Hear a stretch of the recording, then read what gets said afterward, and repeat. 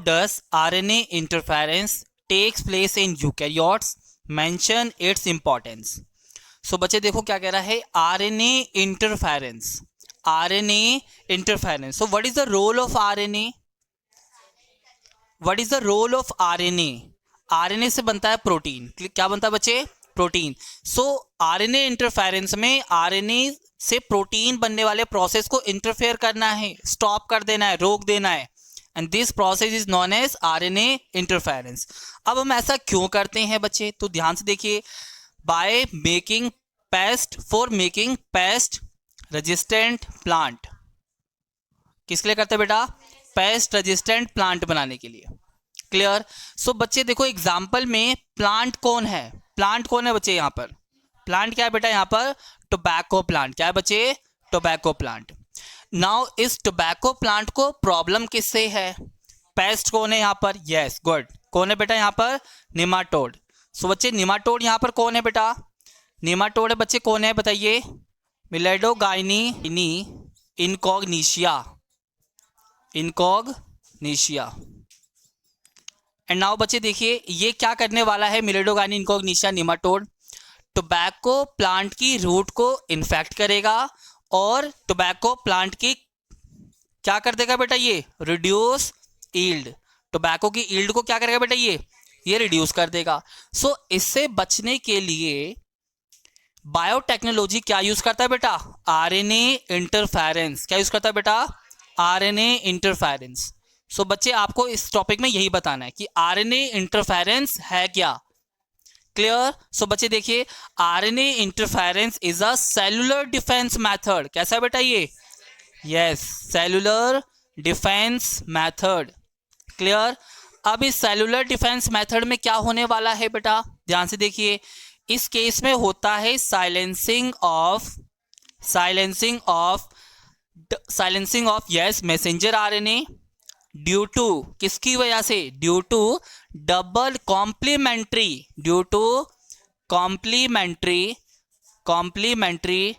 Double stranded RNA. अब बच्चे बड़ा सिंपल है, RNA is a single stranded structure. तो ये डबल स्टैंडर्ड स्ट्रक्चर कैसे बना बच्चे? देखो, by sense and antisense RNA, sense और एंटी सेंस RNA की वजह से. क्लियर? बच्चे बहुत सिंपल ही है. देखिए RNA जब सिंगल स्टैंडर्ड होता है तो ये प्रोटीन बनाता है, बट RNA जैसे ही डबल स्टैंडर्ड स्ट्रक्चर हो जाएगा तो RNA प्रोटीन नहीं बना पाएगा. सो बच्चे देखिए यहाँ क्या स्टॉप होने वाला है बच्चे? Stop translation. तो ट्रांसलेशन स्टॉप हो जाएगा, यानी नो प्रोटीन सिंथेसिस. क्या होगा बेटा? No protein synthesis. जिसकी वजह से बच्चे देखिए ये जो निमाटोड है वो क्या हो जाएगा? डाई. निमाटोड क्या हो जाएगा बेटा? डाई. निमाटोड मर जाएगा.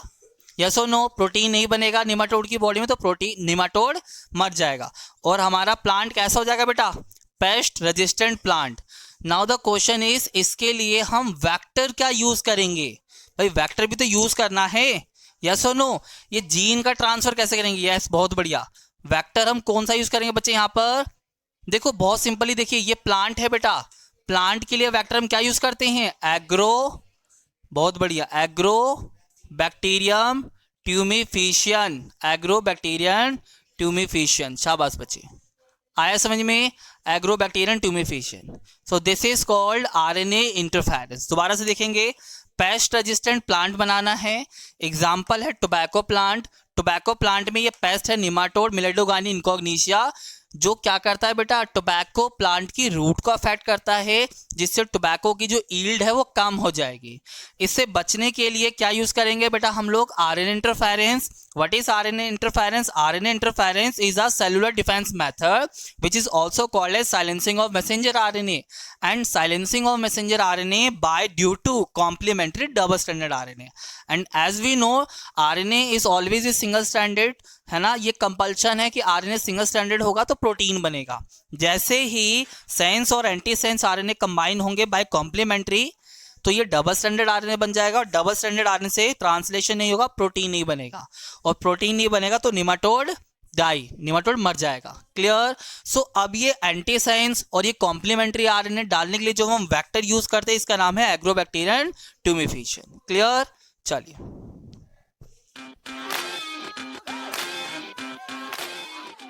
How is BT cotton made to attain resistance against bollworm. तो बच्चे देखिए, सबसे पहले बीटी कॉटन की यहाँ बात की गई। बच्चे किसकी बात हो रही बेटा यहाँ पर? BT cotton.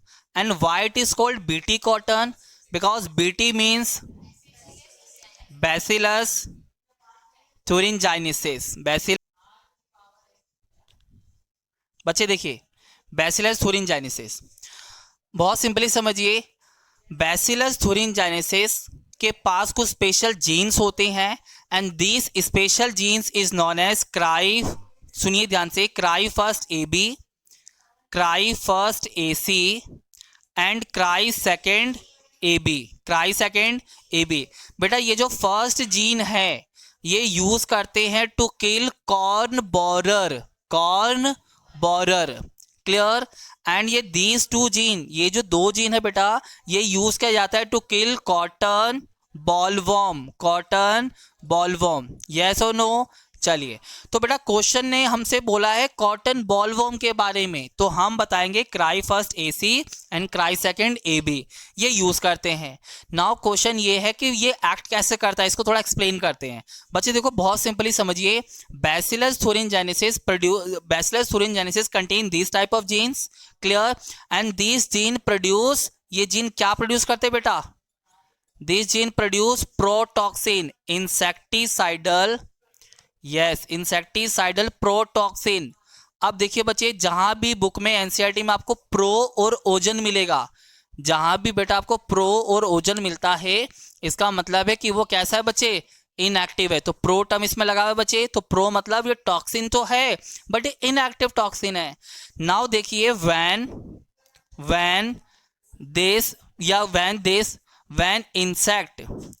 इंसेक्ट इंजेस्ट, जैसे ही खाएगा किसको बेटा? कॉटन के बॉलवर्म को, कॉटन के बॉलवर्म को। नाउ अब ये जो प्रोटॉक्सिन है बच्चे, ये किस में कन्वर्ट हो जाएगा? टॉक्सिन में। प्रोटॉक्सिन किस में कन्वर्ट होगा बच्चे? टॉक्सिन। अब ये टॉक्सिन में कैसे कन्वर्ट हुआ? बिकॉज इसके, देखिए बच्चे बहुत सिंपल है, बिकॉज ये जो इंसेक्ट है इसके गट में क्या प्रेजेंट होता है बेटा? Alkaline medium. क्या होता है बच्चे?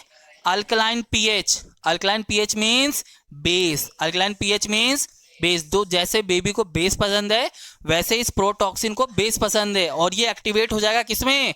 टॉक्सिन के अंदर में। क्लियर। अब ये टॉक्सिन क्या करने वाला है? अब ये टॉक्सिन क्या करेगा बच्चे? देखिए, लाइसिस। क्या करेगा बेटा?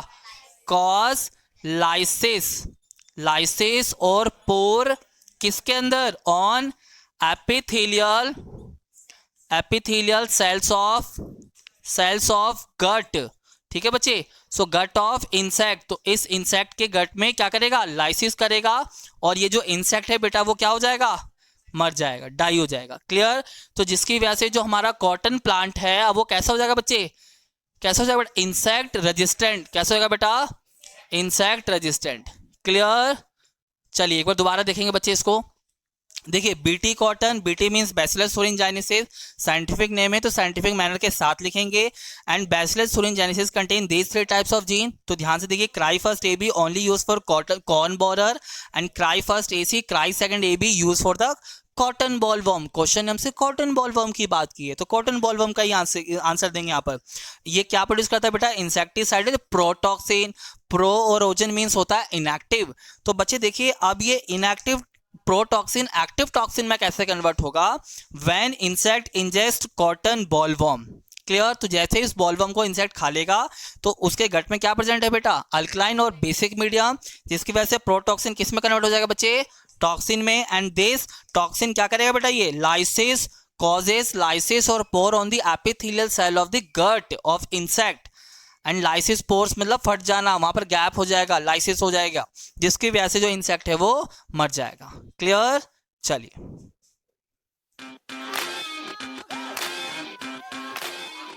List any 4 advantages of genetically modified plant. तो बेटा देखो, जीएमपी प्लांट की बात हो रही है यहाँ पर। GMP, what is the full form of GMP? Question में भी दिया हुआ है बच्चे, genetically modified plant, genetically modified plant, क्या मीनिंग क्या होता है बच्चे इसका? ऐसा प्लांट जिसमें जीन मैनिपुलेशन हुआ हो या फिर बायोटेक्नोलॉजी की गई हो, इस प्लांट के एडवांटेजेस बताने आपने। सो बच्चे देखो, द फर्स्ट एडवांटेज इज, क्या करता है बच्चे? Yes, increase more tolerant to, देखो इंक्रीज भी लिखोगे, increase more tolerant to abiotic stress, abiotic stress. What is abiotic stress? Cold, drought और विंड, यस और नो। चलो सेकंड वन इज बच्चे देखो, reduce, yes, reduce reliance on, reduce reliance on chemical pesticide, chemical pesticide, तो chemical pesticide डालने की जरूरत यहां पर नहीं पड़ेगी। Good. Third one is increase, yes, increase efficiency of, yes, increase efficiency of mineral uses, increase efficiency of mineral uses that prevent, जिसकी वजह से क्या होगा बेटा देखो, that prevent early exhaustion of soil fertility, तो सॉइल की फर्टिलिटी खराब नहीं होगी, मेंटेन रहेगी, यस और नो। चलो नेक्स्ट वन इज इंक्रीज, क्या इंक्रीज करेगा बेटा?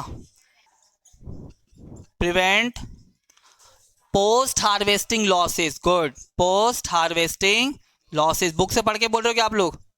पोस्ट हार्वेस्टिंग लॉसेस, गुड, ठीक है बच्चे। चलो नोट करो, देखो क्या कह रहा है ये, more tolerant to abiotic stress, reduce reliance on chemical pesticide, chemical के यूज को रिड्यूस करता है यहाँ पर, increase efficiency of mineral usages, mineral जितना चाहिए उतना ही यूज करेगा, ना ही ज्यादा ना ही कम, जिसकी वजह से सॉइल फर्टिलिटी मेंटेन रहेगी। And prevent post harvesting losses, harvesting के बाद भी सीड्स लॉस होते हैं तो उसको ये रिड्यूस करेगा। क्लियर? चलो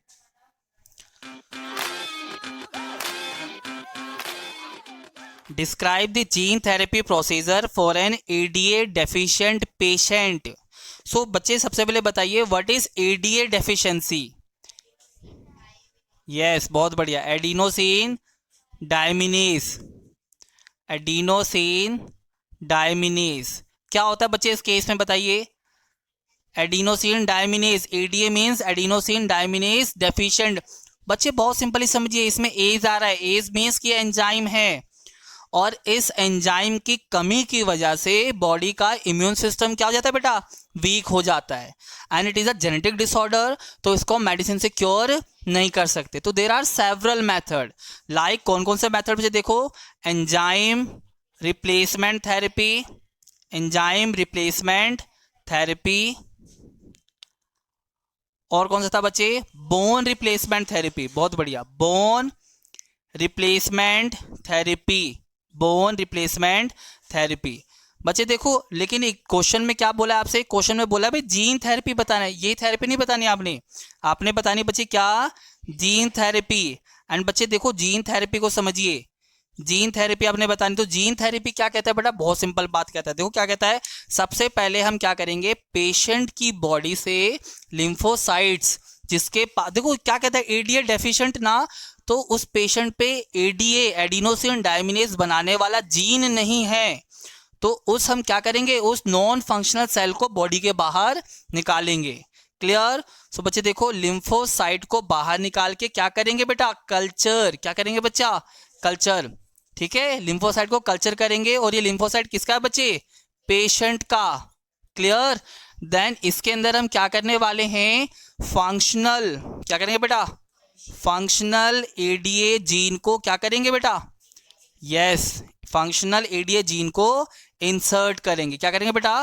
फंक्शनल एडीए जीन को इंसर्ट करेंगे। अब बच्चे देखिए, इंसर्ट करने के लिए क्या चाहिए हमें? वेक्टर चाहिए, और यहां पर पेशेंट कौन है? ह्यूमन है, एनिमल है, तो यस, बहुत बढ़िया, तो बाय यूजिंग कौन सा वेक्टर यूज करेंगे? रेट्रोवायरस। एंड वो इज रेट्रोवायरस, किसको कहते हैं रेट्रोवायरस? जिनका जीनोम आरएनए हो। क्या हो बेटा? जिनका जीनोम आरएनए हो। गुड। अब नाउ बच्चे एक बात को समझिए, इस केस में अब जैसे ही हमने एडीए जीन को, फंक्शनल एडीए जीन को इंसर्ट किया, नाउ अब इस फंक्शनल, अब ये तो बेटा देखो नॉन फंक्शनल था यहाँ पर पेशेंट का, अब ये क्या हो गया बेटा देखो फंक्शनल हो गया। सो नाउ अब इस फंक्शनल लिम्फोसाइट को क्या करेंगे, पेशेंट की बॉडी में वापिस से लगा देंगे, पेशेंट की बॉडी में ट्रांसफर कर देंगे। क्या करेंगे बेटा, transferred into the patient, transfer into the patient, तो पेशेंट की बॉडी में लगा देंगे। बट बेटा देखो प्रॉब्लम यहाँ पर ये है कि लिम्फोसाइट का अपना एक लाइफ स्पैन होता है, यस और नो, एंड दिस जैसे ही वो लिम्फोसाइट, अब ये डिपेंड करता है कि वो किस टाइप का लिम्फोसाइट है, जनरली 1 वीक to 3 वीक होता है, क्लियर। तो जैसे ही वो 3 वीक एंड होगा तो पेशेंट्स को दोबारा से लिम्फोसाइट चाहिए, यस और नो। सो दिस सेल, और मैं बोल सकता हूं बच्चे देखो लिम्फोसाइट्स कैसे, बच्चे देखो not immortal, not immortal, not immortal मतलब ये अमर नहीं है, ये इनका मरना तय है, क्लियर। तो जैसे ये डेड होगा तो पेशेंट को फिर क्या कराना पड़ेगा बेटा, repeated transfusion, repeated transfusion, clear बच्चा। तो ये प्रोसेस को बार बार कराना पड़ेगा। सो यानी कि ये परमानेंट क्योर है नहीं, तो what is the permanent cure for ADA deficient patient, yes, तो बोलेंगे बेटा देखो gene therapy at embryonic stage, at embryonic stage, clear. तो पेशेंट की बॉडी में नहीं कर सकते, जब पेशेंट डेवलप हो रहा है, एम्ब्रियोनिक स्टेज से फीटस स्टेज में जा रहा है, तब हम इसको कर सकते हैं, क्लियर, यस और नो। तो डेवलपमेंट से पहले करना होता है। चलिए